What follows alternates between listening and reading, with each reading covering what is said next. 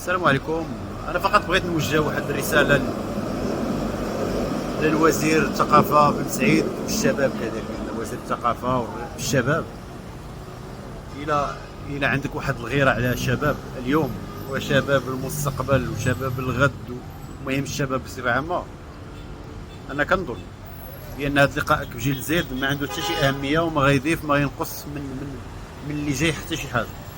لان كنشوف انا سعاده الوزير الاشجر انكم تبادروا في تسريع المتطلبات، او لا انكم توقفوا على الشان ديالها. الا خرجتي للشارع المغربي وسولتيهم شنو الاولويات ديالكم غيقولوا لكم الصحه والتعليم، العيش الكريم. بنادم باغي يعيش غير مرتاح، واحد باغي غير وليداتو يقراو مزيان، يوعاو كما كنقولوا حنايا، يوعاو يقراو مزيان. التطبيب الصحه، يمشي للسبيطار ديال الحومه، يمشي للسبيطار عمومي، يلقى الاطباء، يلقى اللي غيتكفل به، يلقى اللي غيداويه، يلقى اللي غياخذ بهذاك الالم وداك المرض ديالو واللي يهدنو، واخا غير بالكلام. شي غير ما كيستقبلك واحد الانسان غير بالهضره وكيعطيك الوقت ديالك، هذا راه بحال الا درتي جلسه عند طبيب نفساني. العيش الكريم، ان الواحد يعيش مع وليداته في دارو مرتاح، ما يكون خاصو حتى شي حاجه، موفرين لجميع الشروط ديال العيش الكريم. هادو هما المطالب اللي طالبين الاجيال كامله، ماشي غير جيل زيد. وحنا كذلك كنضموا صوتنا لجيل زيد، حنا واخا حنا جيل إكريك ولكن كنضموا صوتنا لجيل زيد. نفس المتطلبات اللي طالبينهم حتى حنايا.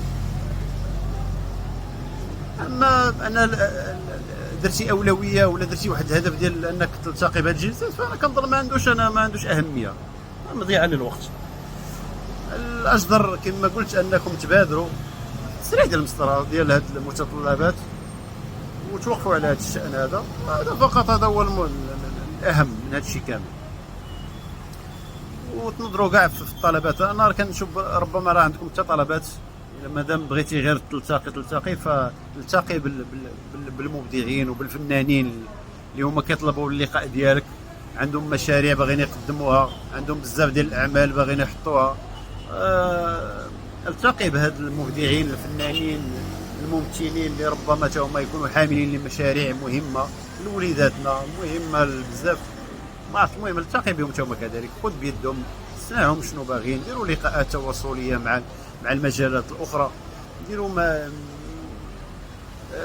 بما انك وزير الثقافه، دير لقاءات مع فنانين، جمعهم، ممثلين كذلك، جمعهم مسرحيين، كتاب، النقاد، لما لا، جمع، عرف الاولويات اللي خاصه في هذه البلاد، ونزيدوا بالمشاريع ولا بكل شيء نزيدوا به القدام، ماشي فقط غير نبقاو هاملين هاد الناس وكنتسناو مالهم شنو بهم.